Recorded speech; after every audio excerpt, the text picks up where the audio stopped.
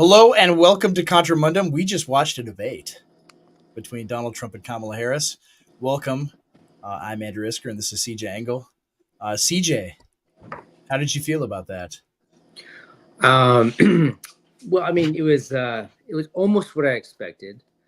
Kamala was very clearly pre-canned, pre-written lines.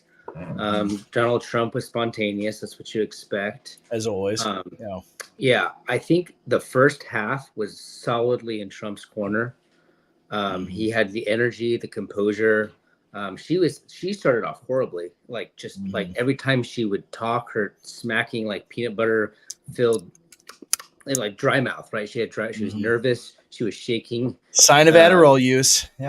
Yeah, but I thought but here's the thing: it's not about like the actual performance. It's not about what's said. It's all about imagery. It's all about like what the media is going to do with it. They're going to lean into his like eating the dogs thing, and they're going to play up. I mean, she was very easy to segment. Like you can take clips from her answers and make her look really good on it. So in terms of like the media's ability to use this debate for Kamala's advantage, this was a good night for her. And so they can make Trump look really stupid in certain situations, which is that's how you have to read the debate. It's not going to convince anybody, but it is going to be a great opportunity for the media to demoralize Trump supporters and push Kamala. Yeah, I think like looking at this debate and analyzing this debate, you have to do it in two ways, right? You have to look at it like we would, right? Analyzing the narratives, understanding what's going on. Because we recognize the lies are so easy for us because we're constantly watching and interpreting. But like people who don't know what's going on in Springfield, people who don't actually understand the extent of the immigration problem because they live in upper class bourgeois neighborhoods, they don't really see it. They don't realize how bad things really are. So they don't see the lies for what they are. Like the lies were all over the place, and like truth and lie don't really play a matter in politics anymore. I mean. Like during the Reagan years, I mean, like what was true and false really mattered. It doesn't matter at all anymore. I tweet this all the time. Democracy does not increase in its like accuracy about the world and at all. It basically ends in whoever can lie the most and come up with the best narratives and who could control the narrative formation. I mean, Orrin McIntyre is completely right that like democracy is just a media-led government. I mean, that's all it is. It's manufactured consent all the way down. Yeah, and within that vein, like if you think about the normie, right, the people who are in the very center of the bell curve, this was very good for her, right? Yeah, exactly. Because they can take everything that she said. I mean, she spent weeks memorizing sound bites. She probably had all the questions handed over to her. This is a common thing that they do. They did it for Hillary. And right, she knows the questions that are coming. They script answers for her. All she has to do is memorize them, right? And it's clear that's what she did. Like there was nothing spontaneous that she said whatsoever, and she lies, so effortlessly, and you can even see it in the debate with the moderators where Trump would say something like the reports out of Springfield, right? You have many people in Springfield, Ohio, who are saying that their cats and dogs are going missing, and the police won't even file reports about it, right? Obviously, the city leaders there are incentivized to not admit the problems that exist among the Haitian population there. And so David Muir is able to say, well, we talked to the city manager and they said that's not true. Right? And they control the narrative for many, many people. So, right. Like if I was Trump, like what I would have done is I would have said, look, I would have leaned like in 2016, it was all about the fact that the media lies constantly. That's all it does. That's all it's intended for. And so if I were Trump, I would say, look, after tonight's debate, the media is going to take clips of this and they're going to play this right into their story. Like they control the meaning and reality of America. They don't want you to look at your receipts on your food. They don't want you to go look at gas prices. They don't want you to look at your rising insurance costs, your utility costs. They want you to believe that inflation is under control. But who do you believe? Your own bank account or what the media is telling? He didn't say any of that. He didn't talk about the immigration. He did during the Biden debate, and but he didn't do it as much here. Yeah, he should have said, look at your own experiences. Are you better off right now than you were during my presidency? He didn't. Yeah, she was asked that question flat out by the moderators, and yeah, she didn't answer it at all. Right, several times. Right, she's asked a point blank question. Spins around it, has has a canned answer for it to pivot to attack Trump, which is common. I mean, this is how all of these things work. Yeah. But she can't answer anything straight, and wouldn't, and she doesn't have to. Right? They're not going to. Exactly. He didn't. Right. They're not going to follow up and say, okay, Vice President Harris, right? Are there any 8-month, 9-month ban on abortion? Like, where would you ban it? Right? Where are you drawing the line? Well, yeah, and Trump they didn't pin her down. Yeah. So, but on that and everything else. So Trump's abortion answers were probably the best of the whole night. I think his abortion answers were perfect, right? Because they tried to trap him with his Florida vote, and they tried to trap him with other aspects of his like JD Vance and his national ban and all that stuff, and he did perfectly. He talked about the states. He juxtaposed the Florida vote with the actual 9-month that everyone's been pushing. That was a masterful, and he emphasized the fact that he did what the pro-life movement failed to do since the 70s, which is to reverse Roe v. Wade. That is his greatest talking point, and he did well on that answer. He did better on the abortion issue than he did on immigration or inflation. Yeah, he didn't. I mean, early on in the debate, he made every answer about the immigration issue, and he was really good there, but he didn't continue pressing it.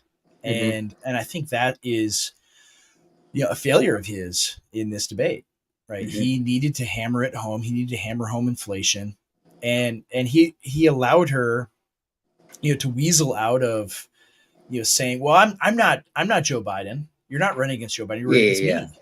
Right? He needed to say, no, you've been vice president this whole time, right? You are part of this administration. I am running against Joe Biden. You are the continuation of Biden's legacy. Yeah. And he didn't do that. And so, right, the more I think about it, we're kind of like talking this through, live and thinking about, what actually just happened, what we just watched. I thought he didn't do that well. Will there be a VP debate? I don't know.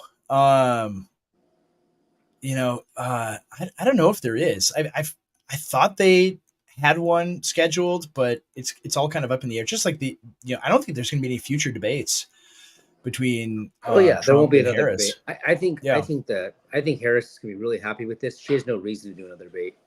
Yeah. No, I think that this is exactly what because again, the debate is not about Kamala's ability to represent reality or defend her record. It's about sound bites. It's about the ability to give fodder for the media to push the Kamala train. And I think she did, just objectively, she did a good job for what the function of the debate was to give the media sound bites. I think they're going to be playing Trump's thing about eating dogs. They're going to be playing that over and over again. It's going to be obnoxious. That was a serious gaffe. I don't know if it was a gaffe. I mean, I think he needed to bring that stuff up because the more that issue, I'll defend him on this one because having that, I mean, this is how he pierces the narrative. This is how he did it in 2016. Is he'll say these things that they'll be like, oh, fact check, that's not true. And it still sticks in people's minds, right? Because it's a very plausible thing. Oh, did Haitians actually hook people's cats or not? But they do it in Haiti. There's videos of it in Haiti.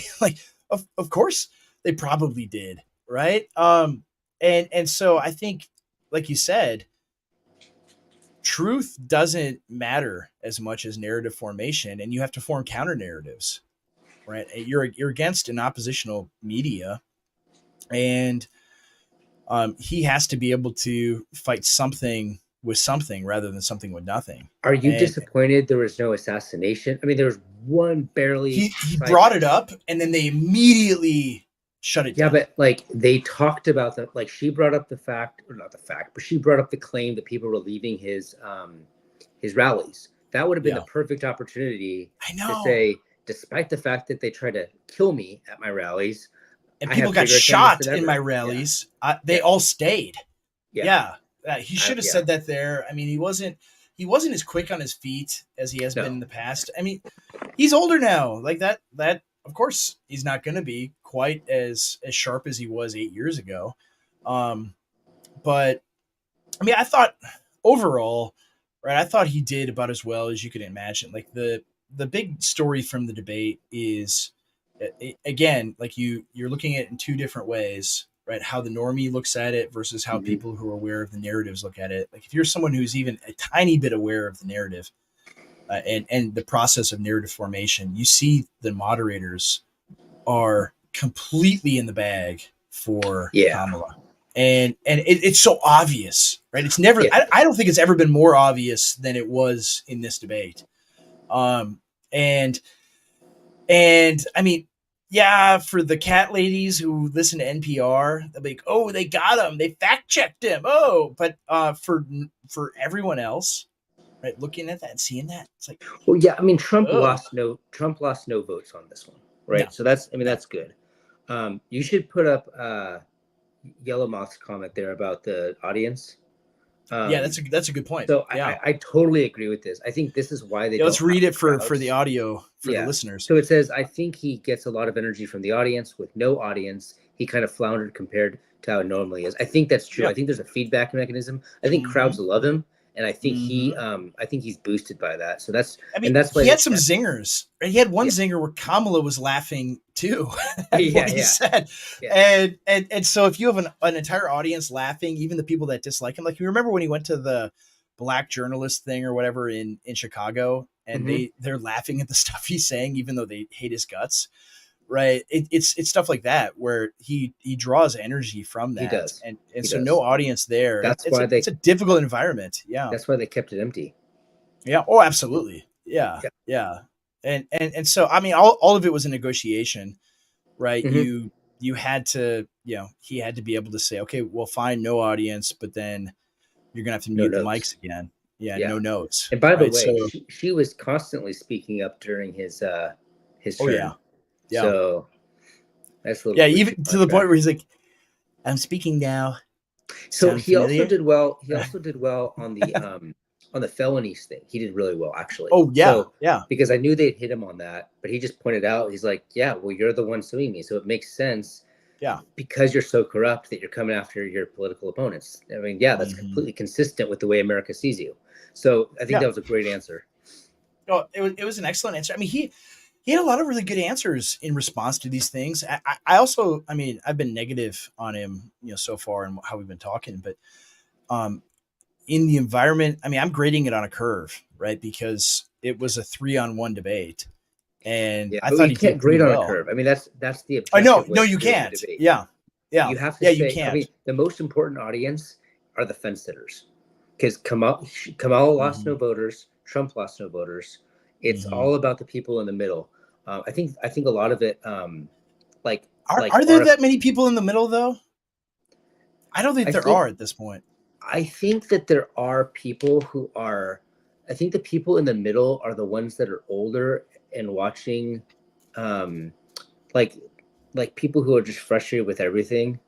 So here's the thing. It's about getting the numbers out. People who are demotivated from doing anything because they're so sick of it all, you have to convince them to get in the car and drive on election day to go vote.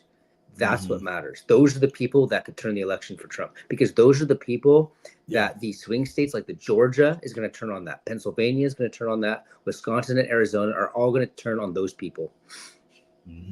No, I think it's less about fence sitters, because that was always the conventional wisdom in like 2004 or 2008 or whatever. It's like, whoa, it's not about fence sitters. It's about getting people who are demotivated to turn out, to care, turn out. Yes.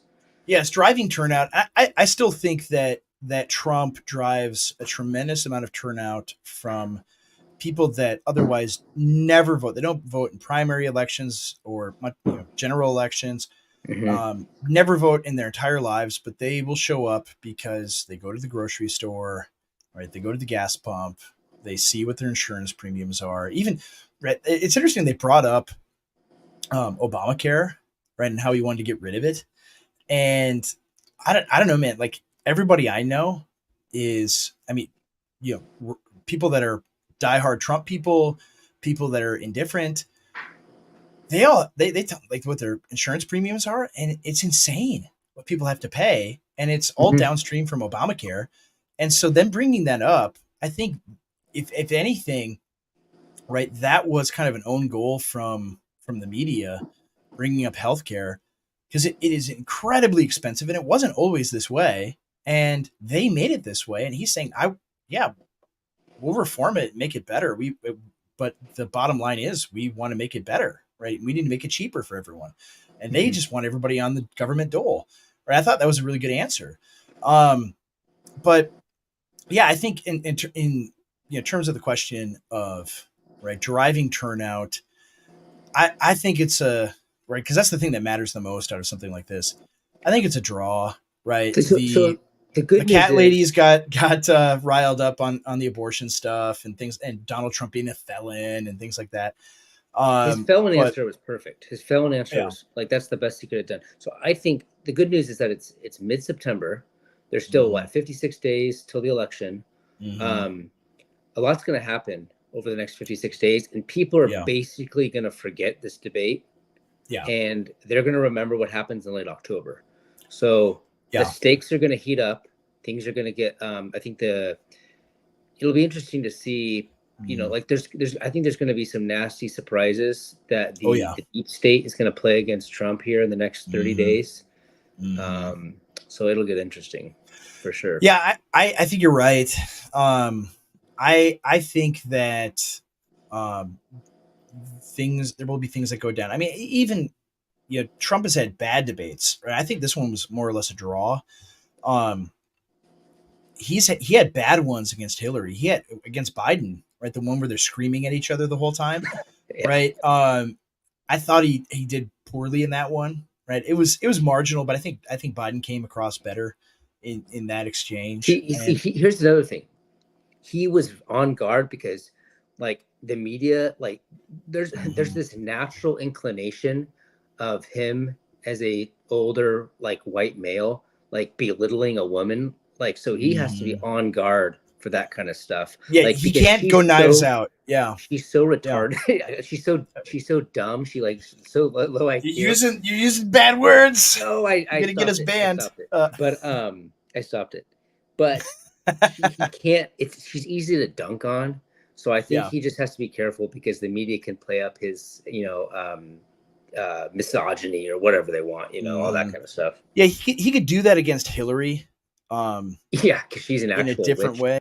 And I mean, I think it's a little bit harder to do that with Kamala, only because of the difference in age. I think that's the biggest factor in that. Probably. But no, I think let me look at some. This is a good comment from Ben Delwary. I don't think the eating cats comment was a gaffe. CJ is right; it'll get a lot of airtime. It'll be ridiculed, but as the situation worsens, he'll be proven right. And that's probably true. Like, probably be proven vindicated over the next. Yeah, this goes to what I'm saying. Like, you remember, his announcement speech in 2015, right? I just go back to that all the time, where it's like he's saying, Mexico is bringing rapists and murderers and drug dealers and some, I assume, are good people. Right. They attacked. I mean, you forget about this because it's been so long. They attacked him for weeks on that, calling him a racist, calling him all these horrible things. And what did it do? It signal boosted the actual stuff that he said. And so if they focus on him saying the Haitians are eating cats in Springfield, Ohio, isn't that crazy? Well, that's been debunked. We debunked it. Like, all they're doing is talking more and more and more about the possibility that maybe Haitians are eating people's cats in Springfield, Ohio, right? That, like, we forget that, right, for all his faults, and we can list off all the things wrong with Donald Trump and everything else, and all the things that are bad about him. He is a PR genius, right? He knows how to manipulate the media, right? And so I don't know, man. Like, I think it actually works. I think Ben is right here that if they choose to play that clip again and again and again on the 24-hour news cycle, that will backfire on them majorly. Well, so here's the other thing. Like, did you see what's the governor's name? DeWine or whatever from Ohio? Mike DeWine, yeah. Yeah, so he was on there basically like defending the whole situation, the whole Springfield situation. So like Trump does not have a lot of like local, I mean, local he does for sure. But like at the state level, he's got no one in his corner. Like, like even in a lot of these red states, you know, like he has JD Vance, who's a senator from Ohio, but that's it, right? Yeah. So I mean, that's a good point too. I mean, that's a nice, that is in his corner. But like if this happens in any other town, like the Colorado, right? Like he's got no one at the state level in his corner. DeWine's a sick puppy. Yeah, no pun intended. I don't know what governor would be backing Trump up on that. Maybe DeSantis. But yeah, that's it. But even he, like DeSantis's PR people have put out stuff about how, we love, because there's, like 500,000 Haitians in Florida. Oh, we love the Haitians. They're so wonderful. And yeah, I mean, this comment here, right? DeWine is a stakeholder of sorts that involves Haitian migration. What does that mean? His wife. I mean, stuff that I've read, and I don't have the details in front of me, so I could, take it with a grain of salt. They're all compromised. Is that what you're saying? That like he benefits from from these people being imported there, and like his wife was involved in like Haitian mission stuff, so they have a sentimental connection to Haiti, all the pause things charities. Like that. Oh yeah, like and so there's that aspect to it. There's also, I mean, you dig into some of the details in Springfield, Ohio. Like there's that video, I think you posted on X, CJ, of that steel mill owner who I was sharing like, that whole story.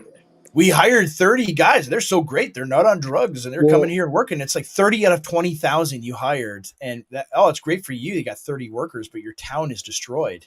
Well done. That's a creepy story. So did you read my tweet about that? Like in 2010, they were suffering massive layoffs. The company was losing money. They had no investment. They were losing customers. And then COVID hit them pretty hard. And all of a sudden in 22, they had $10 million to invest in a brand new facility. Wow. Isn't that interesting? And then in 24, who do they hire? Who do they pass up? That's what's just as interesting. Like they're passing up willing and ready to work Ohioans who are being passed over for immigrants who don't speak English, who have no skills whatsoever. So, I mean, who invested that? Where did they get that money? Who invested that? What kind of deal was made? Like nobody's investigating this stuff. This might be the answer. DeWine visited Haiti more than 20 times, just like Tim Walz went to China 30 times. Yeah. I don't know if this is true. It's on the internet, so it must be true. But I buy it, right? That he is connected to these things. It's so obvious. Anybody who's been paying attention to international trade for the last 20, 30 years knows this is exactly what Pat Buchanan was talking about. These are the type of corrupt deals that the incentive structures are such that the great replacement is inevitable. Like this is entirely, it's not just Pat Buchanan and people on the right. I mean, this is the same thing that Ralph Nader was talking about. Like anybody who dissented from the Bush-Clinton internationalism talked about. This is going to suck out all the jobs from the American heartland and take them overseas. And what they didn't anticipate was that eventually the capital would come back in, but the third world would come back in as well. That's the thing that nobody anticipated. And it's really disgusting what's happening. Like you can ship jobs overseas and you can you can export all those jobs and all the facilities and all the production and eventually take that back. But when you import the third world, that's a lot harder to reverse. They're here forever, right? There's no sending them back. Yeah. There is some sending them back, but like you do very lasting damage. Yeah. And that's the other thing. And here's another thing. Like, let me just say this, and I think everyone agrees with me. But like, this has to be a theme over the next decade. I mean, even Matt Walsh is saying this now. This is good. It's not about illegal immigration. It's about the NGOs, the charities, the religious entities, the corporations, the administrative state, all of these entities that are working together to legally, using the TPIs. Stephen Miller was tweeting about this, like the troubled persons or whatever, like temporary. It's like temporary refugee status. So like they're illegal, but they're technically not illegal. They're legal channels. They're legal channels. They're subversive channels. And so like this is the thing. This is like it's not about the wall anymore.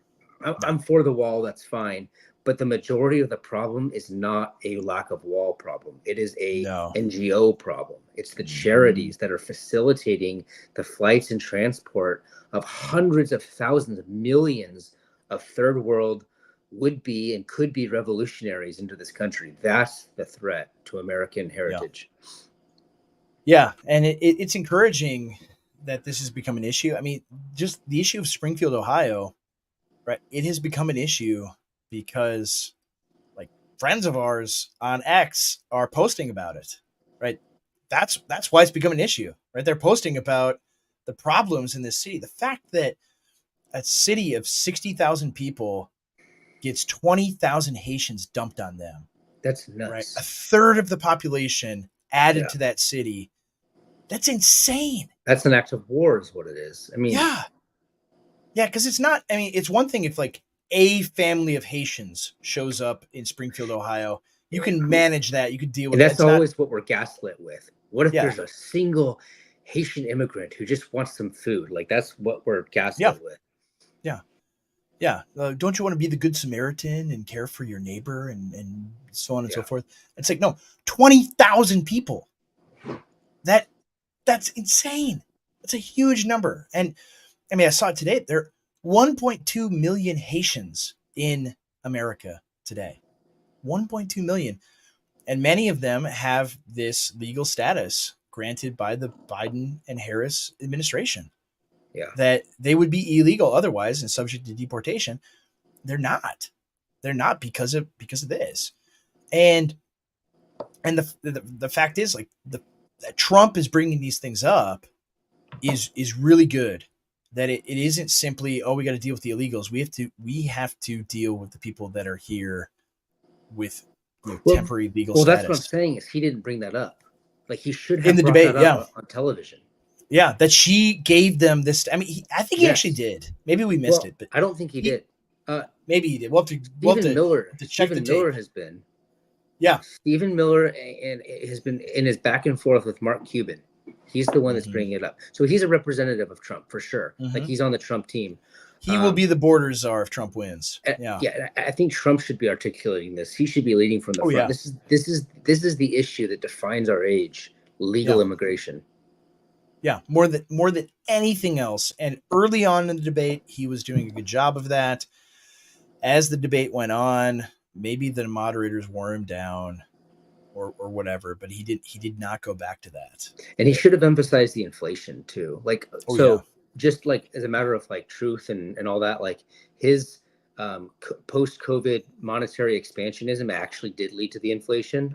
Of course. But obviously.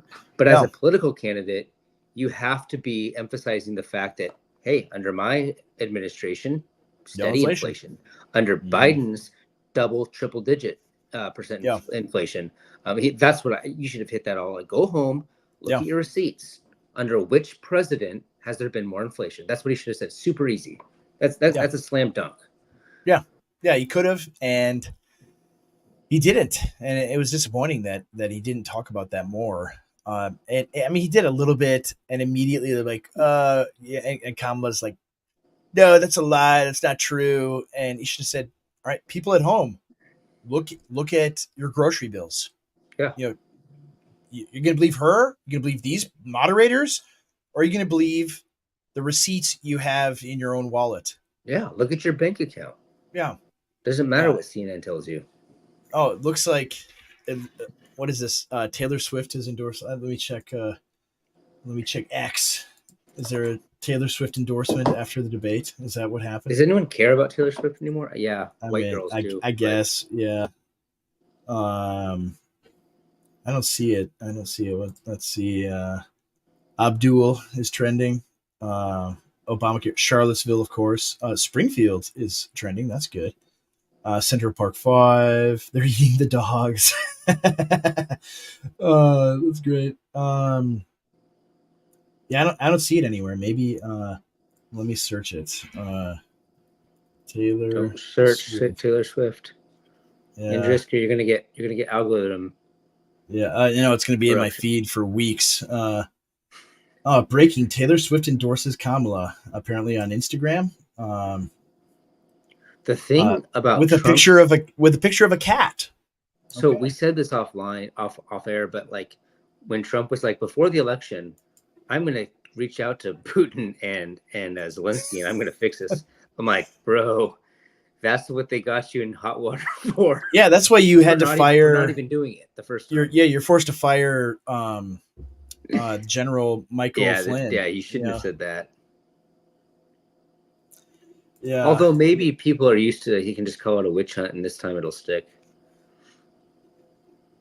So I wonder if they had the Taylor Swift thing ready to roll right after the debate. I mean, not wonder. Of course they did, right? What are we talking about here? I don't think she matters as much, right? She's bragging about being a childless cat lady. I just don't think it matters anywhere near as much, right? His numbers with 18 to 24-year-olds are better than they've ever been before. Let's see the betting odds here. Yeah. Oh, we lost CJ. It's just me now, folks. Hold on. I can. He's still on audio. Back. You're back. The tweet right there with the Trump Harris betting odds. Harris just skyrocketed. Oh, really? Yeah. Yeah. That's kind of that's actually my take on it. But I don't think I don't know. Yeah. I don't think that matters so much. I mean, people are reacting to what they see. Yeah. Right. They're reacting to Taylor Swift, I guess. It'll be interesting to see polling after this, too. Right. If there's a bump for her or not. I don't know if there'll be a significant one. Maybe 2% or something. But like you said earlier, CJ, in 2 weeks, 0 people in the entire country will remember this debate at all. I agree. It's all about vibes. That's what runs elections from now on. It's all about vibes. Yeah. This is a good point. Like, she's probably going to show up for Kamala rallies, and then she'll get 50,000 people to show up. I mean, it's just a bunch of like white girls, but for a free Taylor Swift concert. Yeah. Yeah, they're liberal anyway. Yeah, like I mean, maybe they weren't going to vote otherwise, but now maybe that's the other thing is like those types of Taylor Swift voters, they're not going to go to a voting booth and actually vote. No, probably not. No, I don't. So that's not really a threat. Yeah, I don't think the betting odds thing, really matters that much. I mean, I know that they are better than the polling. I mean, but the polling's all fake too, and also, right? They can fake that as much as they want too. Like they can. It's not a huge market, and they can flood it with money, and they've got so much money to do whatever they want with. Yeah, right? Yes, they can do that kind of stuff. They are trying to meme their way to victory for sure. Yeah. I think it's a draw. I think it's a draw, man. I don't think. I think Trump could have done better. So have you? I'm looking at this I'm just scrolling through Twitter, looking at these like clips. One of the things that's interesting, you'll notice this. Since I'm saying it to you, you're going to notice it now. The lighting on Kamala Harris is much brighter than on Trump. Yeah. Interesting. I was actually going to mention that, right? Oh, okay. And it makes her look almost white. You know what I mean? Like it's like whited out. So it's interesting to ask the question about her. Yeah, Trump. Like she's black, she's Indian. I don't know what she is. Right. It's interesting they brought that up. Right.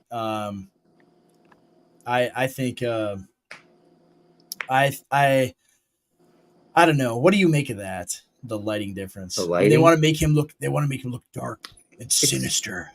yeah, probably. It's like the Atlantic cover, like Yeah. Oh yeah. Which was made him look awesome. super based. Yeah. All right, I gotta go. Yeah, me too. We don't have a lot to say. I mean, I need to sleep on it and think No, I think about that was a good analysis. I think people are think gonna about like it that. more. Yeah. Well, we'll see. I mean, give it 24 hours. It's always It'll be good to fun. take 24 hours and see how the media spins it after the fact. I mean, it's gonna be fun. At the end Black of the pillars are going day, to black pill. We don't. This is a no black pill zone, so we don't do that here. But I think, yeah, the thing that I guess to wrap things up, right? The thing that I'm concerned with, and you alluded to this as well, CJ, is there's more stuff coming. Right, something's going to go down. October is going to be intense. Mm-hmm. Yeah, Very I don't know intense. I mean, something geopolitical maybe, right? Something to do with the legal cases. I think maybe Joe Biden resigns and they install Kamala as president. Right, that's maybe what I go with. Something cataclysmic for sure. Mm-hmm. I think is on the table. I think that is certainly a possibility. Yeah. Bookmark this video and prove me wrong. Right, I'm happy to be proven wrong, but I go back to like one of our very first podcasts we did, where we were talking about like the primary and DeSantis, and I was like, this is a huge mistake. He should not have done this. Right, we both were saying that, and it was right. We were proven right about that, and I think both of our instincts are really good. That things remaining as they are, I still think Trump is going to win. Right, that's a question. I think Jackson asked it. Earlier on. Right now, I think he wins the election. But is he allowed to take office? I think they pull some funny business. Oh, of course they're going to do something, right? Is there going to be another attempt on him? I mean, anything could happen between now and I think November. I mean, because I said this a couple of weeks ago. I said that they could just say, look, for national security reasons, Trump is way too close with Putin. He's an agent of Putin. For national security reasons, we need to do something totally different. I don't know if that means canceling or postponing or what, but tonight when he said that he's very close with Putin and he said that he could call him up before he gets in the presidency, I mean, that plays into what I was saying too. It'll be interesting to see what happens to that. That's still something that's on the table for me. I think so too. I think all options are open for them, right? And they can escalate it to make things way, way, way worse. And so, yeah, I who knows what's going to happen. Stay vigilant, stand back and stand by, everyone. Good debate. It was fun. All right. It was fun to watch. That's all we got though. Thank you all. Stay peacefully dangerous. We'll be back Friday. As always, love everyone. Thank you for the comments in the chat. And we will see you Friday. And until then, keep on keeping on. Bye. All right.